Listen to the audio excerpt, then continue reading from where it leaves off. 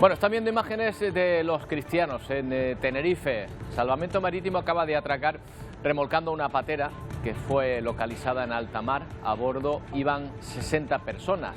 Casi al mismo tiempo, otro cayuco ha sido trasladado a Arguineguín, en Gran Canaria, con 61 personas a bordo.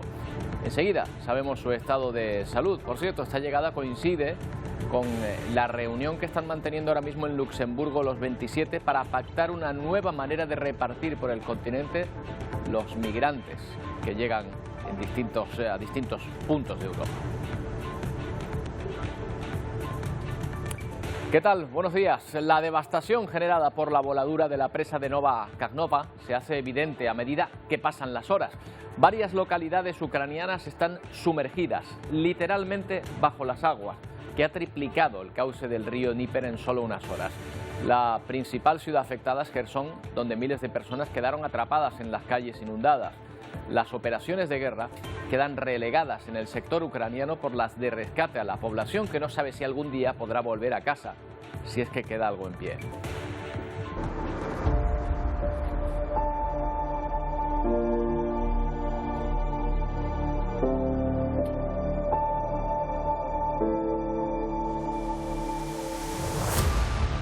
La situación es un auténtico desastre. Lo que antes eran calles ahora son ríos por los que se circula en lancha. No hay otra forma de salir de este lugar del que miles de personas han sido ya evacuadas. Muchas tratan de volver a recuperar algunos objetos sabiendo que pasará mucho tiempo hasta que puedan regresar a sus casas.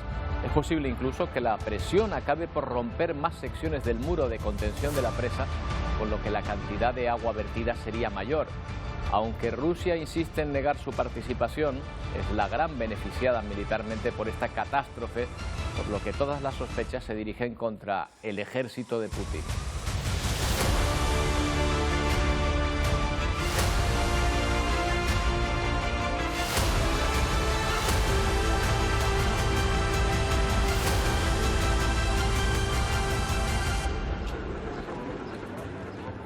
Aquí pasó la borrasca Óscar, con menos lluvia de la que se esperaba en un principio, aunque en La Palma, por ejemplo, ha caído una cantidad considerable. La borrasca se ha trasladado a la península, pero ni este agua ni las intensas lluvias que cayeron durante 2 semanas en algunas comunidades han podido acabar con la situación de sequía. Veremos por qué y en todo caso veremos también hasta qué punto ha aliviado la situación. Y observen esta secuencia que le vamos a ofrecer y que en 12 segundos resume la evolución de un día que empezó despejado en Nueva York y miren cómo terminó, en medio de una inquietante neblina roja, una muestra de la magnitud de los incendios que están afectando a parte de Canadá. Las cifras son mareantes, podrían haber ardido 4 millones de hectáreas, lo que mantiene la alerta a unos 100 millones de estadounidenses, porque como pueden observar, el humo de los incendios es tan grande que se está extendiendo al país vecino. Esto es una auténtica catástrofe ecológica también de la que vamos a hablar hoy. Y de vuelta a nuestro país, son las elecciones las que marcan el pulso de la actualidad, las elecciones y los pactos de las anteriores. Aquí en Canarias, al pacto de gobierno alcanzado por Coalición Canaria y Partido Popular, se sumó ayer la agrupación herreña independiente. Narváez Quintero, que ya fue consejero de Agricultura en el último gobierno de Fernando Clavijo, volverá a estar en el Ejecutivo Autonómico. Y hoy se acaba de confirmar el apoyo de la agrupación socialista Gomera, en un acuerdo firmado hace solo unas horas y que también formaba parte, por cierto, del anterior pacto de gobierno. Pues bien, las 4 fuerzas suman 38 escaños, 2 asientos por encima de la mayoría. En lo que respecta a las elecciones venideras, las generales, está previsto que hoy la Junta Electoral Central decida si finalmente se va a pedir el DNI en las oficinas de correo al depositar el voto. Ahora mismo solo se exige al pedirlo, en el primer trámite, pero no al depositarlo. La Junta se va a reunir a las 12 en el Congreso y la decisión se puede tomar de oficio, sin que lo haya pedido expresamente ningún partido, ninguna asociación ni particular. Pero la gran incógnita ahora mismo de cara a las elecciones del 23 de julio será quién se sume al partido de Yolanda Díaz, Somar. El plazo finaliza en la medianoche del viernes al sábado. Esto es mañana. Queda un día y medio aproximadamente para que Podemos, sobre todo la principal fuerza en decidir lo que va a hacer, pues tome una decisión. La configuración de las listas sería uno de los principales problemas entre las formaciones. A Sumar sí se ha unido ya Más País tras decidirlo en votación de sus afiliados. El ministro del Interior, Fernando Grande Marlaska, hace solo unos minutos ha expresado su opinión sobre la posible unión de los partidos a la izquierda del PSOE.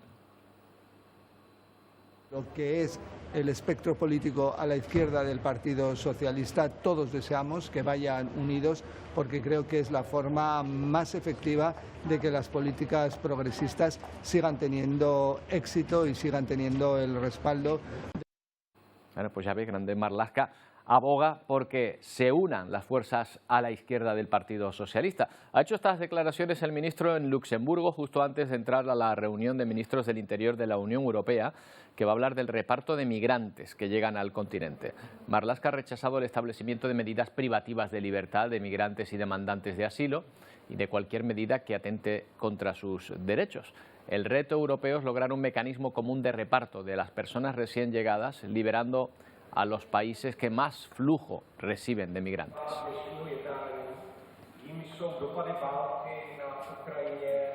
Bueno, nuestro país en general, Canarias en particular, son las regiones que reciben a muchos de estos migrantes. Canarias está en una de las rutas más transitadas, la ruta atlántica. Esta misma mañana han llegado embarcaciones, una de ellas, Gema Padilla, al puerto de los Cristianos.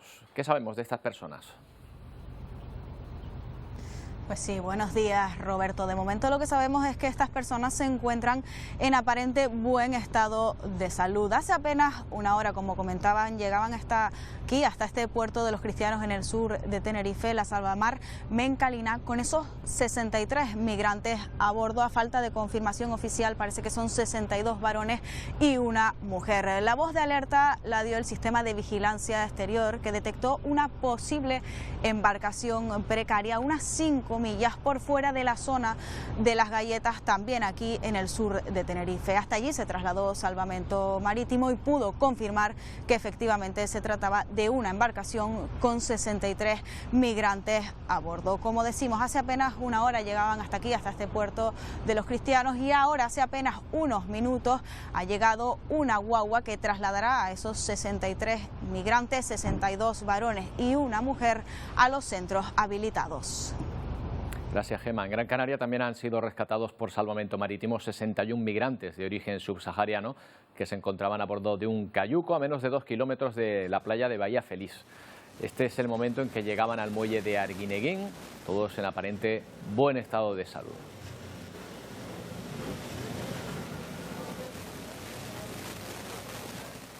Representantes sindicales de los funcionarios de justicia siguen encerrados en el ministerio. 300 compañeros se han concentrado por fuera de la sede como muestra de apoyo. Están a la espera de que el gobierno vuelva a las negociaciones sobre mejoras laborales y salariales exigidas con la huelga indefinida iniciada hace 2 semanas.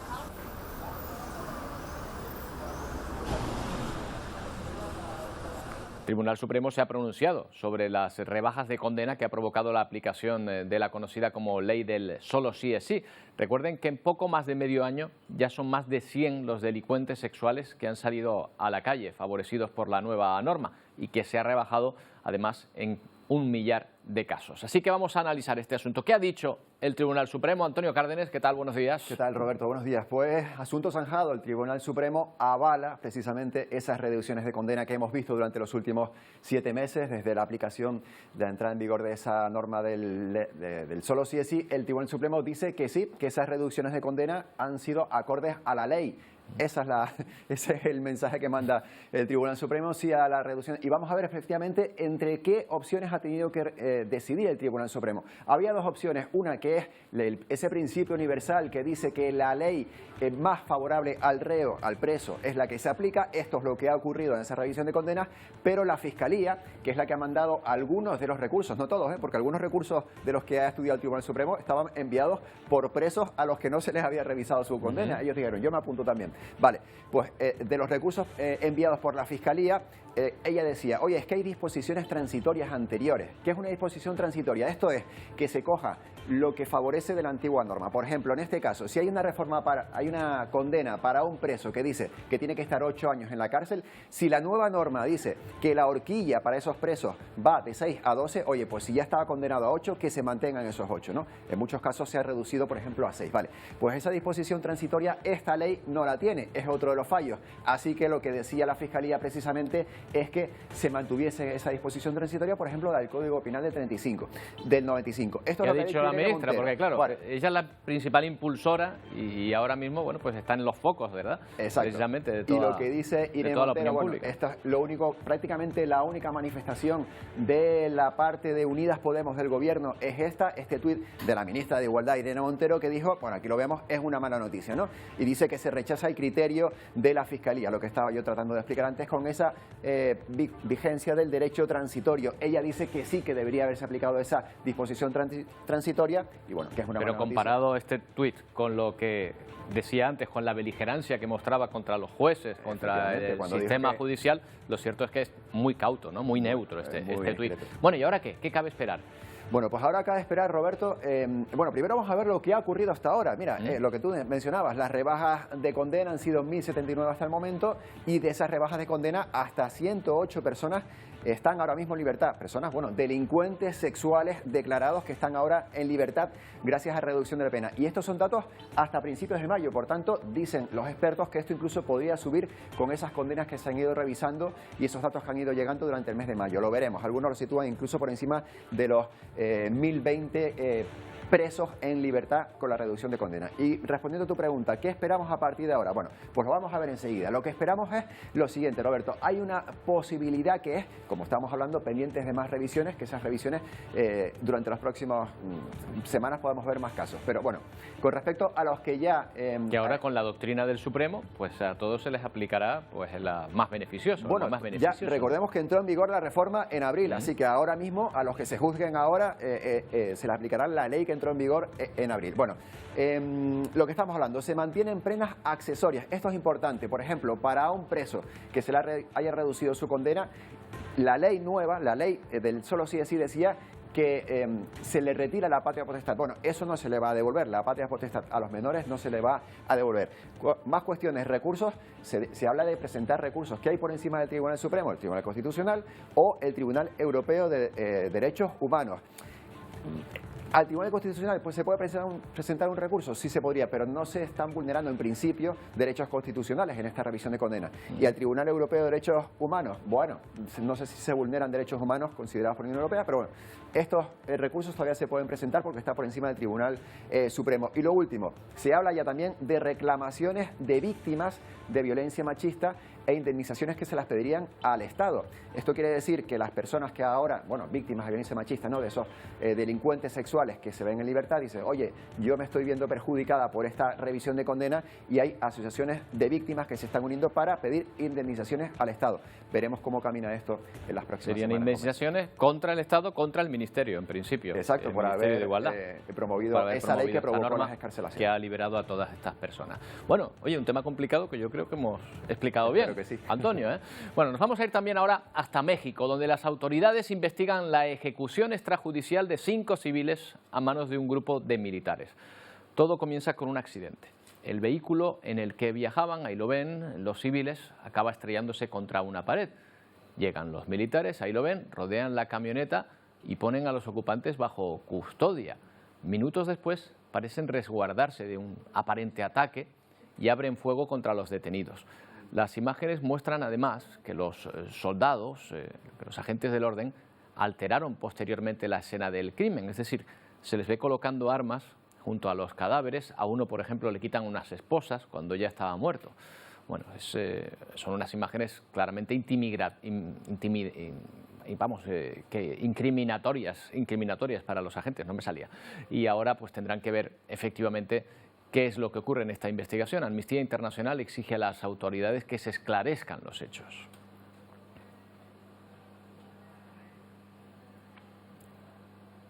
Bueno, desde Ucrania nos llegan imágenes que reflejan los difíciles momentos que están atravesando los miles de afectados por el desbordamiento de la presa de Kakhovka.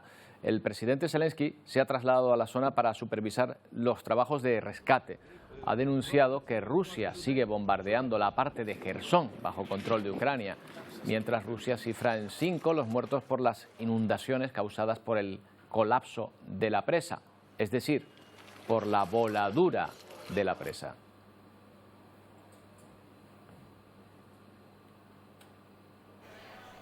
La crecida incontrolada del Dnieper deja ya esta imagen desoladora. Miles de edificaciones bajo el agua, 600 kilómetros cuadrados de terreno han quedado sumergidos por el desbordamiento de la presa de Kakhovka. Valery muestra cómo ha quedado el interior de su vivienda. Todos sus enseres irán a parar a la basura. El sonido del ir y venir de las lanchas es continuo en las calles de Jersón, la región más afectada.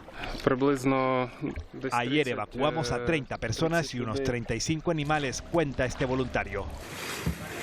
Los servicios de rescate han evacuado ya a más de 2.000 vecinos de las zonas siniestradas. Los voluntarios llevan también agua y víveres a aquellos residentes que permanecen en sus casas.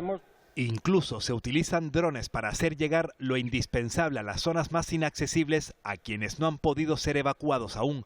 Esta vecina recibe una botella de agua desde el aire. Cientos de animales han podido ser salvados de una muerte segura, pero muchos otros siguen pendientes de ser rescatados aún. Estamos esperando por un bote para ir nosotros mismos a sacar animales que todavía están atrapados, cuenta Irina. A las labores de rescate se han sumado estos vehículos anfibios capaces de moverse por el agua y por el barro. La rotura de la presa deja esta otra dantesca imagen, la de miles de peces muertos o agonizando. Estamos en la orilla del embalse de Kakhovka y lo que vemos es una catástrofe ecológica, afirma este vecino. Los residentes se apresuran en construir una represa improvisada en un intento por salvar algunos peces. El presidente de Ucrania pide más ayuda internacional. Necesitamos que organizaciones internacionales como Cruz Roja se unan inmediatamente a la operación de rescate y ayuden a la gente en la parte ocupada de Jersón, solicita Zelensky. La comunidad internacional poco a poco se moviliza. Alemania enviará en las próximas horas generadores, tiendas de campaña y camas plegables a Ucrania para ayudar a los afectados. El personal de la central nuclear de Zaporilla, mientras tanto, sigue bombeando agua al estanque que mantiene la refrigeración de los reactores de la planta. Ya saben que esta central se abastecía precisamente del agua de la presa que fue volada aparentemente por Rusia. El nivel del agua de la presa ha disminuido hasta los 14 metros y esto preocupa al Organismo Internacional para la Energía Atómica porque si ese nivel cae por debajo de los 12, ya no será posible bombear agua de esta manera.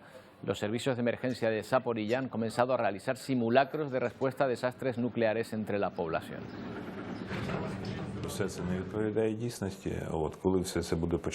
Bueno, y a todas estas, los responsables militares ucranianos diciendo que Ucrania aún no ha lanzado su contraofensiva. Este era el secretario del Consejo Nacional de Seguridad y Defensa de este país, Oleksiy Davylov, que avisa que cuando esto suceda, todos lo sabrán. Las fuerzas ucranianas informan de que en las últimas horas han logrado nuevos avances en Bakhmut. Rusia, por su parte, y ven a su portavoz, afirma haber repelido 4 ataques ucranianos en las regiones de Zaporilla y Donetsk en las últimas horas. Bueno, y relativamente cerca de este conflicto nos encontramos el de Kosovo, donde están dispuestos a celebrar nuevas elecciones en los municipios de mayoría serbia. Este es el acuerdo para solucionar el problema, los disturbios que se estaban produciendo en la zona, y lo piensan hacer a través de 2 fórmulas. La renuncia de los candidatos electos, por un lado, o bien, para la presidenta kosovar, la siguiente fórmula. 20% of the voters' lists sign a petition through which they can que el cause 20% de las listas firmaran una petición para repetir las elecciones, es lo que ha dicho. De esta manera se aseguraría la participación de los serbios porque la solicitud habría venido de su parte, de los ciudadanos. Hay que recordar que los disturbios estallaron cuando en 4 municipios del norte del país ganaron alcaldes de etnia albanesa con un solo 3% de participación. Este es el enviado estadounidense que se encuentra estos días de visita en Kosovo. Recuerda al país que quiere unirse a la OTAN y a la Unión Europea que hay que otorgarle mayor autonomía a los municipios de mayoría serbia en el norte del país, con lo cual se presiona para que efectivamente estas zonas tengan mayor autonomía.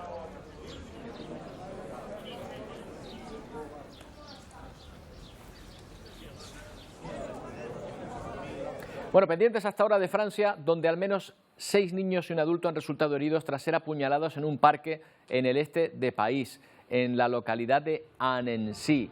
Miren, aquí estamos viendo el tuit que acaba de publicar el ministro del Interior, Gerald Darmanin, denunciando los hechos. Según las primeras informaciones que llegan, los niños tienen todos en torno a los 3 años. La vida de 3 de ellos corre peligro por las heridas. El agresor tiene 32 años, ya ha sido detenido y no sabemos nada sobre sus motivaciones ni qué le ha llevado a cometer semejante barbaridad. Las investigaciones siguen en marcha. Hacemos ahora una pausa y volvemos enseguida con más temas que tenemos que contar. No tardamos.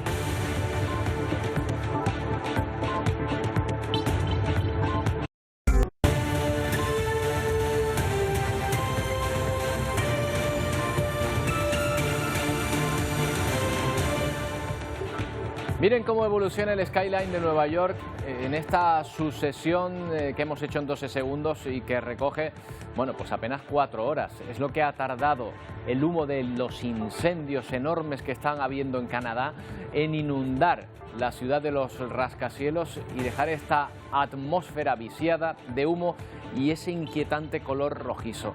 Con esta atmósfera tienen que convivir estos días los neoyorquinos y otros 100 millones de estadounidenses a los que se ha declarado en alerta por culpa de esos incendios en la vecina Canadá.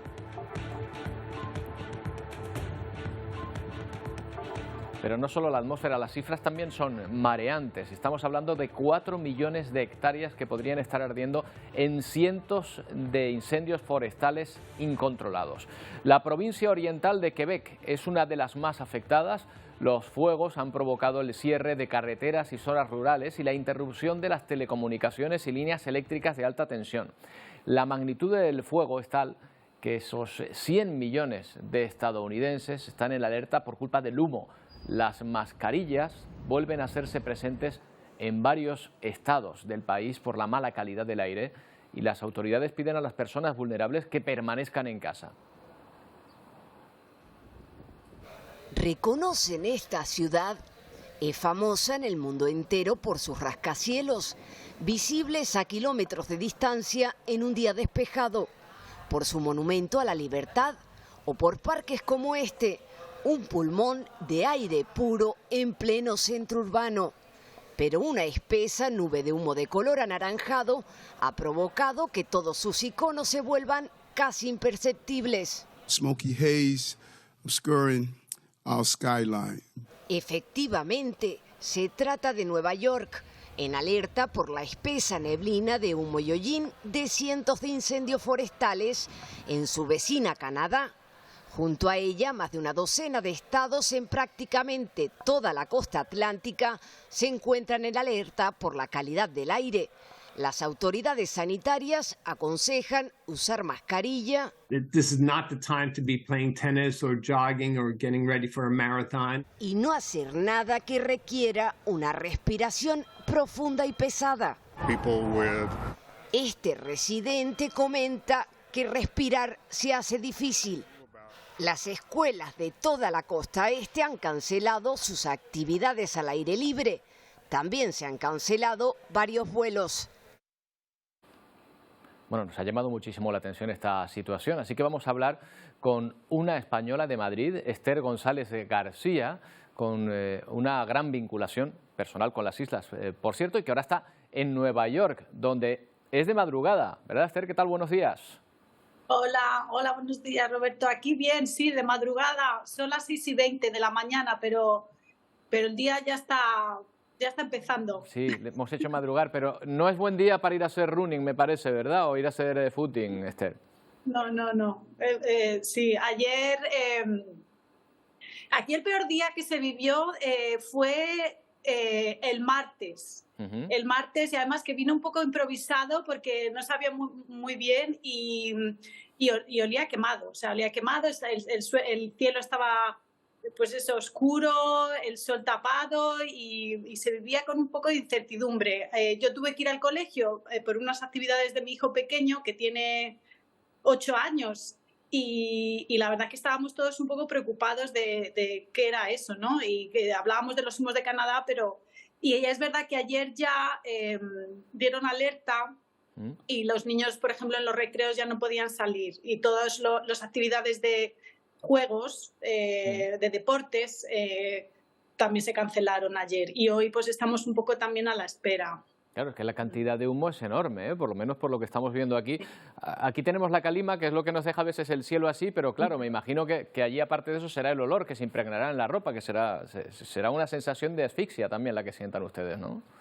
Sí, ayer un poquito mejor, la verdad, pero el martes sí, el martes yo sí que no era agradable estar en la calle, pero como no sabíamos así muy bien, pues claro, nos pilló así, pero vamos, que Esther, aquí yo siempre pienso más en los de Canadá, la verdad.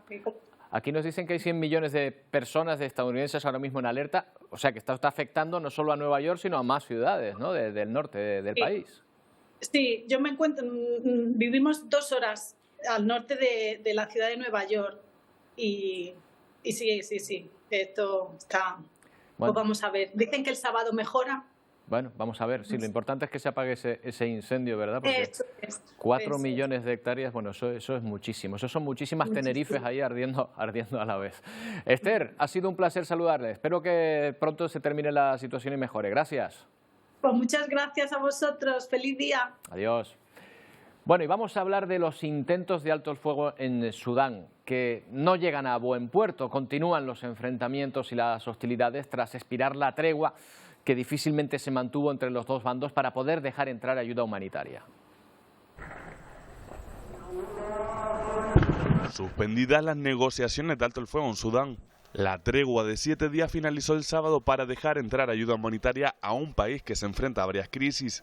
La falta de agua en las ciudades obliga a miles de personas a acudir al río Nilo a buscar agua potable. Faltan medicinas y también alimentos. El alto al fuego no nos ha hecho ningún bien. No se puede garantizar nuestra seguridad cuando salimos. No hay tregua para nuestros civiles, dice este residente en Jartum. Hay miles de personas desplazadas en campos de refugiados. Un país envuelto en una guerra entre dos facciones desde el 15 de abril de este año. Se enfrentan paramilitares de las Fuerzas de Apoyo Rápido y el Ejército y dejan, según la ONU, al menos 860 muertos y más de 5.000 heridos. La mayoría en Jartum y al oeste del país, donde tienen mayor presencia los paramilitares. Los intentos de establecer un alto al fuego han sido en vano y las hostilidades continúan en Sudán. Desde este centro logístico de Cruz Roja, en Las Palmas de Gran Canaria, se está preparando el mayor cargamento de ayuda humanitaria que se va a enviar a Sudán por el momento. Más de 30.000 kilos de esterillas, de kits de cocina, de higiene, también garrafas, mosquiteras o mantas van a salir del Puerto de la Luz el próximo 13 de junio para llegar en un mes a Port Sudán. El material atenderá las necesidades básicas de 10.500 personas. Bueno, vamos a hablar con Jaime Armenteros Menéndez, es delegado internacional de Cruz Roja en Sudán. ¿Qué tal, Jaime? Buenos días. Buenos días, muchas gracias. Gracias a usted por su tiempo. Bueno, ya veo que no se trata de un envío de comida solo, que no sé si habrá alimentos también de primera necesidad, sino de otro tipo de útiles que son necesarios también en una situación como esta, ¿verdad? Efectivamente, en este caso no se trata de comida, sino de una serie de materiales que nosotros ya teníamos listos en el almacén y por eso pues los hemos sacado en primera instancia. Lo difícil, me imagino, en estos casos es hacer llegar, o sea, a partir de aquí salen, pero cuando ya entran en la zona de conflicto, ¿tienen ustedes una ruta ya programada? ¿Tienen, no sé, algún tipo de salvoconducto o acuerdo con las partes para poder hacer el reparto? Bueno, efectivamente, esto tiene que llegar a Port Sudán. Va a llegar a Port Sudán, que ahora mismo es, digamos, la capital en funciones en Sudán, puesto que Jartum, la capital, está sujeta a combates. Por lo tanto, toda la actividad se centra ahora a partir de Port Sudán. y desde allí pues las distintas organizaciones del movimiento de Cruz Roja, tanto la Media Luna Roja Sudanesa como la Federación Internacional como el Comité Internacional, están ya distribuyendo materiales en todo el país, ¿no? Entonces, bueno, pues se están viendo en cada momento cuáles son las mejores rutas y se cuenta con el apoyo de los voluntarios de la Media Luna Roja Sudanesa, que están distribuyendo no solamente envíos como el que vamos a hacer nosotros, sino incluso de otras agencias internacionales que pueden tener materiales, pero no tienen esa posibilidad, esa mano, digamos, de distribución rápida como son los voluntarios de la Media Luna Roja Sudanesa. Claro, Jaime, en una situación de guerra, no sé si de guerra civil ya se puede calificar esta situación, ¿cuáles son las primeras necesidades de la población? ¿Qué es lo primero que tiene que llegar? Bueno, todavía no está declarada como guerra civil, se sigue considerando como un conflicto entre dos partes armadas. Y las necesidades, la verdad es que son muchas. Por una parte, desde el punto de vista sanitario, la mayor parte de los hospitales no están operativos. En las zonas en las que hay combate no hay agua corriente, la disponibilidad de alimentos es muy escasa. Incluso la Media Luna Roja está trabajando con el Comité Internacional para el tratamiento, la recogida y tratamiento de cadáveres, ¿no? Entonces, digamos que es un momento muy difícil y las prioridades pues son enormes. ¿Sí? Claro, me imagino que ahí en materia sanitaria pues serán enormes las necesidades. Ustedes reciben ayuda de entidades públicas, pero también de particulares, por ejemplo, para situaciones como esta. ¿Cómo la recaban? Sí, todo esto, cualquier persona que quiera aportar su contribución a Cruz Roja, pues Cruz Roja Española luego va a tener en cuenta cuáles son las poblaciones más vulnerables en cada momento y, por ejemplo, los materiales que van a salir del almacén de Canarias pues vienen de ese tipo de fondos, de donaciones particulares también. Claro, Jaime, además esto está provocando el éxodo de miles de personas que están huyendo de la violencia para salvar la vida. Claro, se formarán columnas, campamentos de refugiados a los que también habrá que ayudar y me imagino que ustedes contemplan también esta cuestión. Sí, nosotros ya estábamos trabajando allí en campamentos de refugiados y lo contemplamos. Cuando hablo de nosotros, hablo tanto de Cruz Roja Española como de las distintas organizaciones del movimiento, de la Cruz Roja y la Media Luna Roja, ¿no? Como es en este caso la Media Luna Roja Sudanesa. Bueno. Pues efectivamente, se están, por ejemplo, llenando campos de refugiados que ya existían y ahora mismo, si están en zonas en las que no hay combate, pues están recibiendo a migrantes que vienen de las zonas de combate. Claro, o sea, que están superpoblando. Bueno, pues ya vemos que los problemas son muchos y las necesidades a cubrir son enormes y ahí va por lo menos este primer cargamento que sale el 13 de junio desde Las Palmas de Gran Canaria. Jaime, muchas gracias. Buenos días. Muchas gracias, Roberto. Buenos días. Bueno, de vuelta a nuestro país, ayer la Diputación Permanente del Congreso de los Diputados convalidó el Real Decreto Ley que establece un paquete de medidas por valor de más de 2.000 millones de euros para paliar los efectos de la sequía en materia agraria y de aguas. La ley también contempla trasvases y construcción de desaladoras. Porque sigue habiendo sequía en la península, pese a que 7 comunidades están en aviso por lluvia hoy mismo, por tormentas y granizo. A esta hora la situación está bastante tranquila, es lo que hemos tenido aquí nosotros, aunque sea en parte de las islas nada más de la borrasca Óscar. El agua que pueda llegar esta tarde viene muy bien para el campo después de unos meses muy secos y aunque en junio se debería estar sacando más el bañador que el paraguas, la lluvia parece que es bienvenida, aunque se haya hecho de rogar. He disfrutado el paseo por el Retiro, vamos, estaba deseando que lloviese, sí. Lo que pasa es que tendría que haber llovido un poquito antes. Lo peor es cuando vienen en plan torrencial, pero vamos, por lo demás, si fuera así, pues que estuviera lloviendo todo el mes. Aguantarse. ¿No te va a quedar todos los días en el hotel metido? Bueno, me parece necesaria, en cierta manera, porque como que se ha retrasado un poco. En vez de abril, pues bueno, nos ha tocado un poco en junio. Parece que episodios como este se espera que sean la tendencia este verano en nuestro país. Temperaturas cálidas, con lluvias y tormentas más abundantes de lo habitual. Esperamos temperaturas claramente por encima de lo normal. Y parece también que puede ser un verano con precipitaciones por encima de lo habitual. Esto no quiere decir que vaya a ser un verano en el que llueva mucho, sino simplemente que puede haber una continuidad en esta situación de tormentas. Claro, la cuestión ahora es si está lloviendo lo suficiente como para aliviar esa sequía que atravesamos y para afrontar el verano. Vamos a hablar de esto y de la gestión del agua, de este recurso cada vez más escaso, con Miguel Aguado, divulgador ambiental y director de la consultora en sostenibilidad y comunicación BELIF. ¿Qué tal, Miguel? Buenos días. Hola, muy buenas, Roberto. Bueno, lo primero sería ver si efectivamente este agua que está cayendo es suficiente para aliviar la situación de sequía que tenemos. Bueno, es buena, pero no es suficiente. No es suficiente primero porque ya arrastramos una sequía, no solamente de este año. Recordemos que en la península, por ejemplo, apenas ha nevado, con lo cual eso es otra gran reserva que tenemos de agua, sino que arrastramos una sequía de este año y de los 10 últimos años. Hemos bajado 21 puntos con respecto al agua almacenada para uso, como comentabais hace un momento, el uso normal, digamos, el de nosotros para nuestros hogares, y el de la agricultura, que es el 85% del consumo de agua. Pero es que además, como está cayendo de forma abrupta, pues no podemos aprovecharla de la misma manera. Si me permite, Roberto, te voy a poner un ejemplo. Es como cuando el médico nos dice generalmente debemos de beber cada uno unos 2 litros de agua.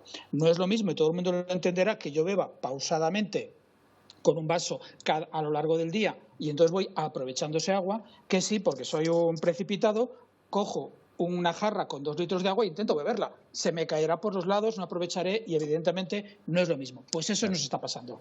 Claro, vendría bien que cayese de una forma más pausada. Pero, Miguel, me da la sensación de que esta situación va a ser una constante, la de la sequía. Vamos a tener que aprender a convivir con ella. Y no sé si los sistemas que utilizamos ahora, tú me corregirás, pero a mí me da la sensación de que utilizamos embalses, aguas subterráneas, desaladoras, sirven para la nueva situación a la que nos estamos enfrentando. ¿Es la misma estrategia en cuanto a recursos la que tenemos que mantener? Tenemos que hacer eso, o sea, tenemos que aprovechar más o utilizar más, poder recuperar más ese agua que por una parte que llueve o por otra las desaladoras, que gracias a las energías renovables ha bajado muchísimo el coste del tratamiento de ese agua. Eso hay que hacerlo, pero el complemento importante es que como nos tenemos que adaptar a la sequía, tenemos que adaptar nuevas formas y nuevos hábitos de cómo actuar, que casi te diría sobre lo de nuevo, son lo que hemos hecho toda la vida o lo que se ha hecho toda la vida nuestros padres y nuestros abuelos, y en las islas pues se sabe sobradamente, que es optimizar el uso del agua. El regadío no tiene mucho sentido a manta, hay que optimizarlo y tenemos que aprovecharlo. Y otro ejemplo muy claro, utilizamos en nuestras casas el mismo agua potable y de calidad para beber que en la cisterna, que en el retrete. Aquí no tiene lógica. Claro, porque estamos tirando directamente agua limpia al sumidero, ¿no? Claro, unos 132 litros por persona y día es el consumo que tenemos en España. También es verdad que con un montón de cosas alrededor, pero tiramos mucho. Y hay esos pequeños detalles que también cada uno de los que nos están viendo podemos hacer cada día. Podemos hacer tú y yo también, Roberto. Y es, por ejemplo, si la ducha no sobrepasa los 4 o 5 minutos, digamos, si no es la ducha del adolescente, que decimos muchas veces, o sea, de 15 o 20 minutos, estaríamos ahorrando 8 litros de agua por cada uno de los minutos que dejaríamos pasar. En el fondo podemos estar ahorrando fácilmente unos 10 litros. Te digo porque lo alarguemos un poco, si lo alargamos muchísimo más ya ni me salen las cuentas. 10 litros por persona y día y estamos hablando de una gran cantidad de agua. Son esos pequeños gestos que en este caso gota a gota o algo más que gota a gota van sumando, y es pensar en lo que hacemos, almacenar con cuidado y tengamos en cuenta también una cosa, la naturaleza es mucho más sabia que nosotros, ya está empapándose el suelo, está recuperando ese agua que nosotros en algunos momentos sacamos con pozos sin considerar si lo agotamos o no, o sea que el agua no se pierde, el agua nunca se pierde. Claro, aquí en Canarias usamos bastante ese recurso de las galerías, también bastante la desalación. ¿Han surgido, digamos, fórmulas nuevas para obtener un mayor rendimiento de agua en ambos sistemas? ¿O todo pasa por eso que me estás contando, por simplemente reducir el consumo de alguna manera y ahorrar? Es complementar, pero por ejemplo el modelo que hay en Canarias de galerías es muy bueno, es de toda la vida y funciona y ha demostrado su eficacia, y ese es uno que tenemos que seguir aprovechándolo. Siempre hay que buscar pues materiales que no sean porosos, etcétera, siempre todo se puede mejorar. Y en la desalación hemos aumentado muchísimo nuestra capacidad, y el gran coste que tenía era el consumo energético. Como ahora utilizamos energías renovables prácticamente al 50%, nuestro consumo energético, nuestro precio ha bajado, luego nuestro precio del litro de agua desalada es mucho mejor, y también la tecnología, con lo cual tenemos que seguir en eso, desalando, aprovechando el agua cuando llueve, optimizando su uso y usándolo de forma razonable. Como todo, un paquete que nos hace ser mucho más eficientes, y si tenemos dudas miremos cómo lo hacíamos antaño, que seguro que nos ayudará. Desde luego, Miguel, y concienciándonos bien de lo precioso que es este recurso cada vez más ante la situación en la que estamos. Ha sido un placer, muchas gracias por atendernos. Muchas gracias. Bueno, vamos a ver cómo está la situación en las playas de República Dominicana. ¿Se acuerdan que les hablábamos del problema del sargazo? Bueno, pues se han vuelto a llenar de este alga que se convierte en basura en cuanto llegan a las costas. Miren, esta es la imagen, y es que además se mezcla con la basura de verdad de la ciudad. Los bañistas, lógicamente, se muestran alarmados por esta situación. Dice que así es imposible disfrutar del mar. Los comerciantes también se quejan de que les falla el turismo porque nadie se baña en sus costas de esta manera. Para colmo, expertos en salud pública advierten de que las algas pueden alojar una peligrosa bacteria. Los bañistas en las playas de Florida pudieran enfrentarse a dos factores de riesgo. Uno de ellos es el sargazo, un cúmulo denso de algas que puede afectar las vías respiratorias de quienes tengan contacto directo con la descomposición del agua que producen. Este olor es muy fuerte y pues las personas sensibles puede causar estos ataques. Este riesgo se potencia con alerta de infección grave que puede conllevar la amputación del área infectada o incluso la muerte.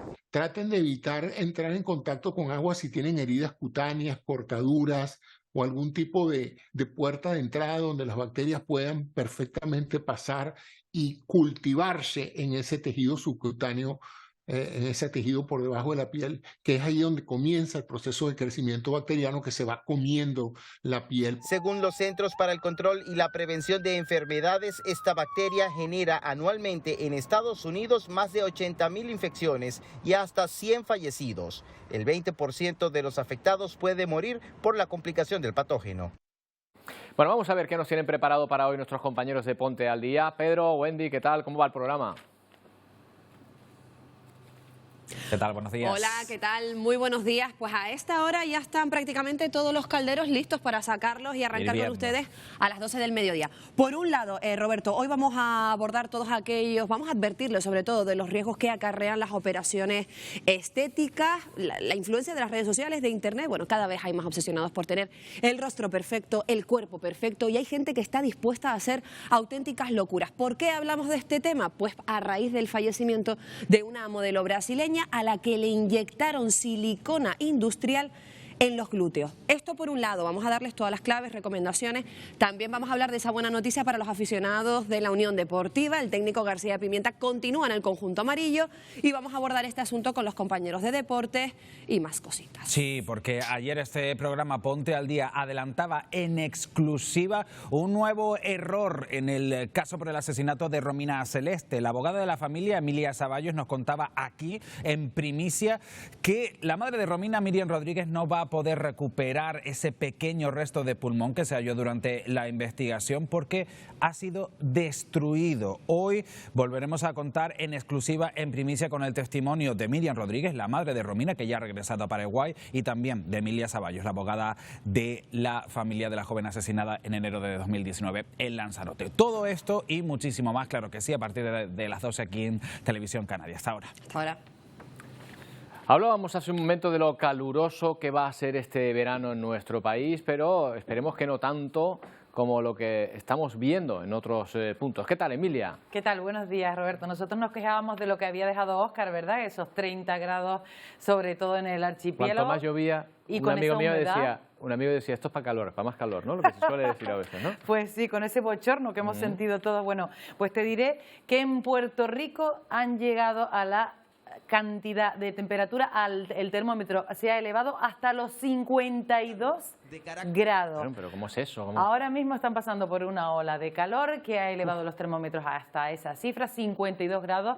Pues la Agencia de Meteorología del país ha emitido un aviso de calor extremo, un aviso rojo, y han comunicado a los científicos que esto puede ser peligrosísimo para la salud. Bueno, pues como ven, se han disparado las compras de ventiladores y de piscinas portátiles, porque es que no hay forma. Además, hay que tener en cuenta la humedad, que todavía hace aumentar la sensación térmica en ese país caribeño. Impresionante lo que están viviendo. 52 grados, que no se puede vivir a esa temperatura. Tremendo. Imagínate, dicen que las olas de calor allí están siendo cada vez más frecuentes. Bueno, de este punto del planeta nos vamos a otro, porque fíjate cómo está ahora mismo, bueno, ahora mismo no, pero esta es la erupción del Kilauea en la isla de Hawái. Ha entrado en erupción en las últimas horas.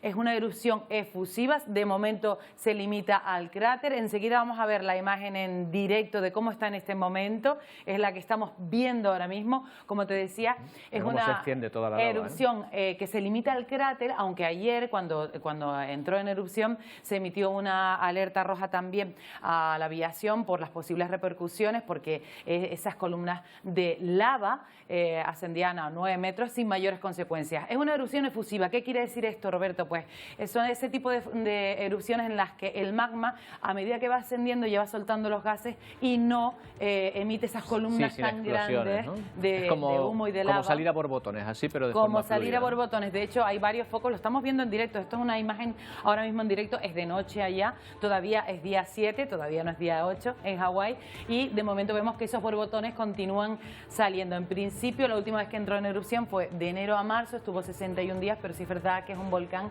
que es de los más activos del mundo. Aquí debe hacer casi tanto calor como en Puerto Rico. Como en Puerto Rico, sí, efectivamente. Mira, nos vamos a otro lugar, otro punto del planeta, porque fíjate la tormenta de arena que afectó al canal de Suez. Vamos, cualquier persona ve esto y vamos, se tira las manos a la cabeza. Una tormenta de arena que podía venir polvo del desierto, de la propia superficie de Egipto o también de la península arábiga. Pero lo cierto es que tuvo consecuencias nefastas, porque esa tormenta de arena llegó a dejar un fallecido que estaba colocando un cartel y 5 personas heridas en el Cairo. Pero son impresionantes esas imágenes que nos llegan desde el canal de Suez. Nos vamos directamente a la previsión del archipiélago después del paso de Óscar, si te parece. Ya se fue Óscar, ya se fue la lluvia, y ya tenemos el tiempo normal para la época, con nubosidad de evolución, sobre todo lo ves aquí en el nordeste de cara este de La Palma, nordeste de Tenerife, cara este también Panza de Burro, que vuelve a la isla de Gran Canaria, Fuerteventura y Lanzarote con nubosidad baja de evolución, algún frente frío muy desdibujado, cúmulos desdibujados que pueden dejar alguna gotita por esa parte norte, pero poco más. Vamos a ver lo que cabe esperar para las próximas horas, porque ya tenemos a Óscar muy lejos de nosotros, ahí lo vemos girando y desplazándose hacia arriba. Por aquí vemos una pequeña baja que se va a acercar, pero que tampoco nos va a traer nada. De momento, estabilidad en el tiempo del archipiélago, con viento que de momento va a casi desaparecer, vamos a quedarnos sin viento y por eso las nubes de evolución, y con temperaturas que se van a mantener sin cambio. La previsión de lluvia para los próximos días, desde hoy mismo hasta el sábado, pues lo que marca es esa nube de evolución, la descarga que pueda dejar esas nubes que vayan creciendo por esa ausencia de viento en la vertiente este de La Palma, de Tenerife y de Gran Canaria. Poca cosa, nada significativo, y algo por arriba que tampoco nos va a llegar. Así que para mañana y durante buena parte del fin de semana, pues cielos bastante despejados, nubosidad que por la mañana está ausente, pero a partir del mediodía, en cuanto calienta un poquito el sol y sin viento, pues va creciendo en esos puntos que te indiqué antes. Se verá bastante sol a ratos, con viento muy flojo del noroeste, y temperaturas que máximas podrían superar los 26, 27 grados, y mínimas un poquito más bajas, porque como está el cielo despejado, pues el calor del día se escapa. Así que las mínimas un poquito más bajas y las máximas un poquito más altas. Oye, vamos a despedirnos. Bueno, vas a despedir tú, porque te va a encantar las imágenes que tenemos, porque claro, con toda esta visita de borrasca que hemos tenido, mira qué imágenes del cielo que nos envían, algunas personas, algunos aficionados, en este caso es Daniel López, que es un fotógrafo, un astrofotógrafo magnífico, y que nos ofrece este tipo de nubes que, ¿cómo se llaman, Emilia? Bueno, pues estas son las lenticulares. Yo más bien diría, para despedir, que es que estos días con Óscar el cielo se volvió alfarero, porque son nubes sacadas auténticamente de torno. Qué bonito, oye, no añado más. Hasta mañana, feliz día.